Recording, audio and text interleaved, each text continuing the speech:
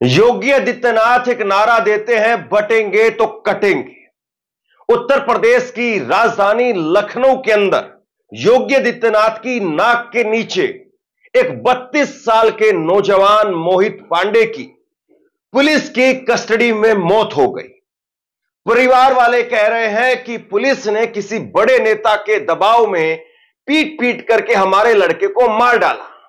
अब सवाल यह है कि योगी आदित्यनाथ क्या बता पाएंगे कि 32 साल के इस नौजवान की, मोहित पांडे की मौत कैसे हुई? किसने मोहित पांडे को बांटा और किसने मोहित पांडे को काटा? कौन है जो मोहित पांडे को बांट रहा था और कौन है जो मोहित पांडे को काट रहा था? आखिरकार उसकी मौत कैसे हो गई?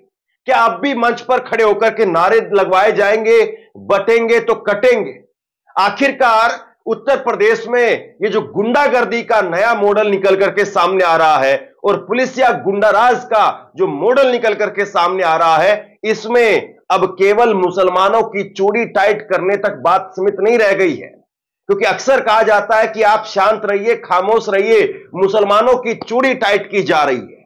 लेकिन मोहित पांडे, अगर पांडे साहब भी सुरक्षित नहीं है, 32 साल का नौजवान किसी का चला जाए तो सोचिए फिर क्या होगा।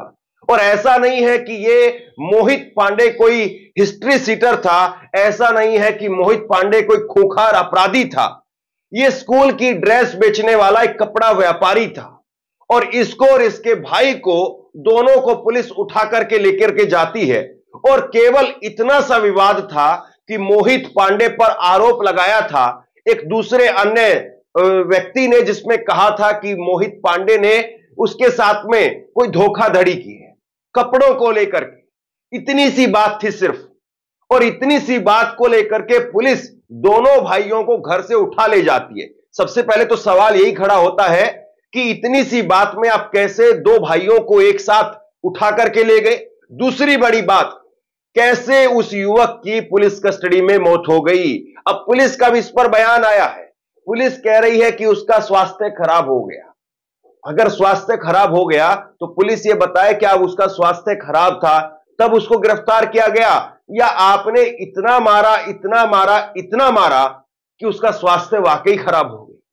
उसका भाई बता रहा है कि मेरे सामने मेरे भाई को पीटा गया और मैं लाचार था, बेबस था, कुछ नहीं कर पाया।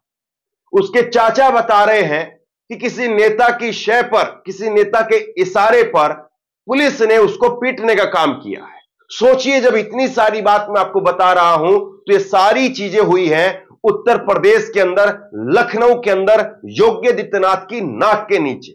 और अगर ऐसे में भी पुलिस बचा नहीं पा रही है, ऐसे में भी पुलिस खुलेआम अगर गुंडागर्दी पर और गुंडाराज पर उतर आई है, जो लगातार विपक्ष उस पर आरोप लगा रहा है, तो बताइए फिर उत्तर प्रदेश को कौन बचाएगा और उत्तर प्रदेश को कौन बांट रहा है? यह अपने आप में बहुत बड़ा सवाल खड़ा हो जाता है। उत्तर प्रदेश में एक बार जरा ये तस्वीरें देखिए। ये तस्वीरें कल देर रात की है, जब परिजन सड़क पर उतर आए। परिजनों ने सड़क पर उतर करके कहा कि हमारे बेटे को, दूसरे बेटे को ना छोड़ा जा रहा है और जिसकी मौत हो गई है उसके लिए जो जिम्मेदार हैं उन पर ना एफआईआर दर्ज की जा रही है। ये परिजनों की तरफ से हंगामा करके वहां पर कहा गया और बाद में पुलिस आती है वहां पर और पुलिस जबरन जाम को खुलवाती है। पुलिस उसके बाद में इन लोगों को थाने के अंदर, जो हॉस्पिटल था उसके अंदर भेज देती है। लेकिन बाद में जब फिर कोई सुनवाई नहीं होती है तो देर रात को फिर से निकल करके बाहर आ जाते हैं, फिर से सड़क पर आ जाते हैं, सड़क पर आकर के फिर से हंगामा करने लगते हैं। जरा महिला, ये उनकी मोहित पांडे की मां की तस्वीरें भी देखिए। मोहित पांडे की मां का कितना रो रो करके बुरा हाल है, यह अपने आप में बहुत कुछ बताता है।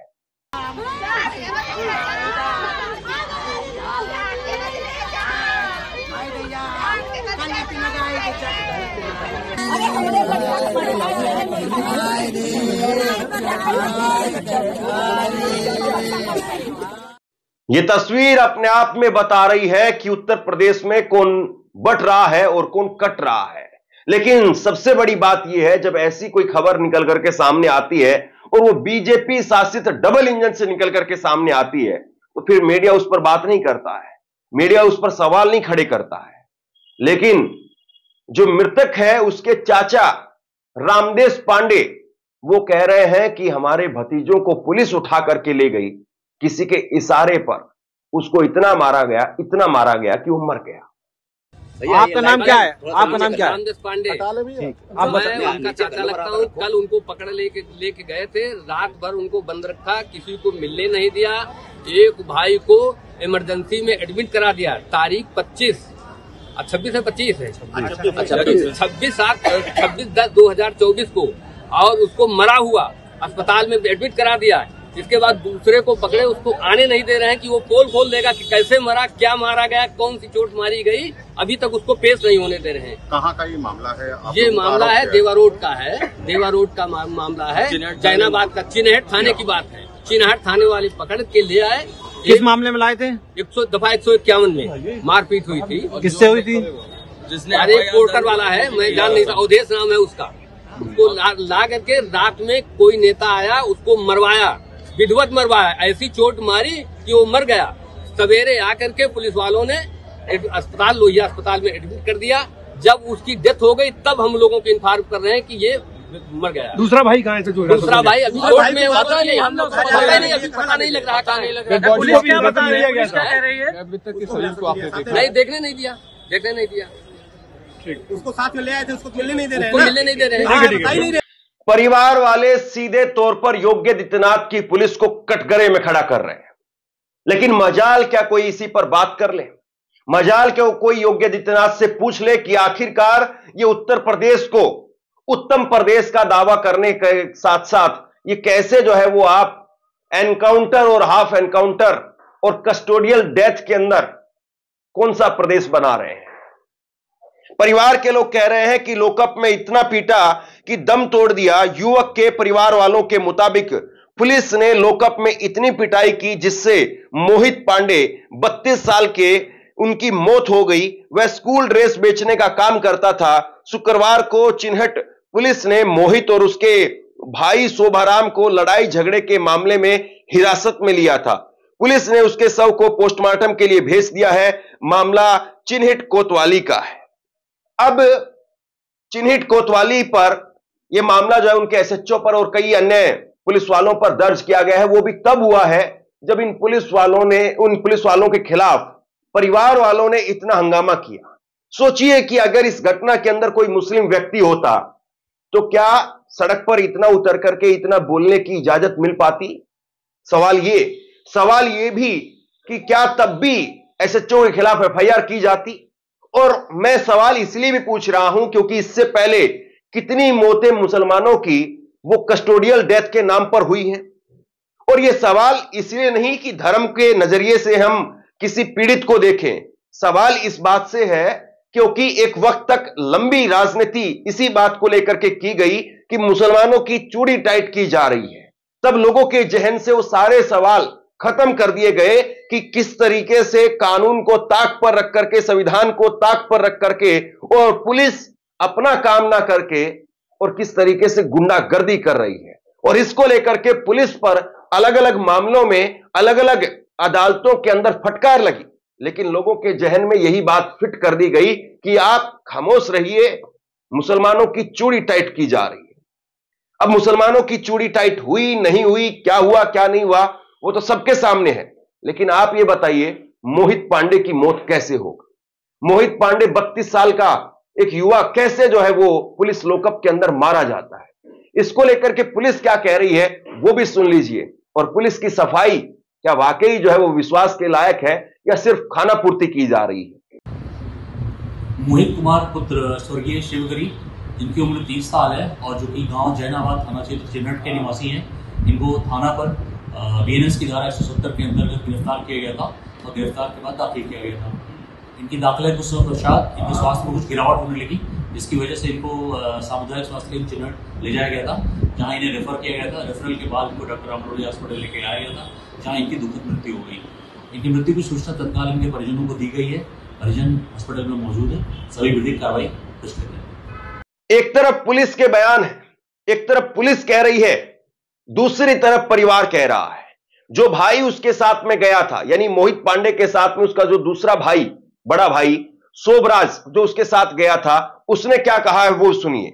भाई बोला लॉकअप में ही भाई की मौत हो गई थी। मोहित पांडे की मौत के बाद में उसके साथ हिरासत में लिए गए शोभाराम को पुलिस ने छोड़ दिया। शोभाराम का कहना है कि पुलिस ने मुझे और मोहित को शुक्रवार 9 बजे साथी से झगड़े के बाद गिरफ्तार किया था। रात में पुलिस ने जब हिरासत में लिया तभी से जमकर के मारपीट की। मेरे सामने मेरे भाई को पीटा जा रहा था, मैं देख करके भी उसे बचा नहीं सका। वह तेज से चीख रहा था, बोल रहा था दरवाजा खोल दो नहीं तो मैं मर जाऊंगा। फिर भी पुलिस वाले कुछ भी सुनने को तैयार नहीं थे। भाई ने लॉकअप में ही दम तोड़ दिया। इसके बाद में पुलिस उसे हॉस्पिटल लेकर के गई। तो अब किसको आप सही मानेंगे? परिवार के लोग जो कह रहे हैं, जो वहां पर अपने आप को एक तरीके से गवाह के तौर पर बता रहा है, उसको मानेंगे या पुलिस को मानेंगे? एसएचओ के ऊपर एफआईआर करनी पड़ी, क्यों करनी पड़ी? क्या वाकई जो है वो गुंडागर्दी की चरम सीमा पर उत्तर प्रदेश की पुलिस पहुंच गई है? और केवल एक घटना की अगर बात हो तो समझा जा सकता है कि किसी एक घटना में किसी एक थाने की पुलिस ने या किसी एक एसएचओ ने लापरवाही की, गुंडागर्दी की, जिसकी वजह से पूरे प्रदेश की पुलिस पर सवाल नहीं उठने चाहिए। लेकिन यहां पर तो घटनाओं का अंबार लगा हुआ है।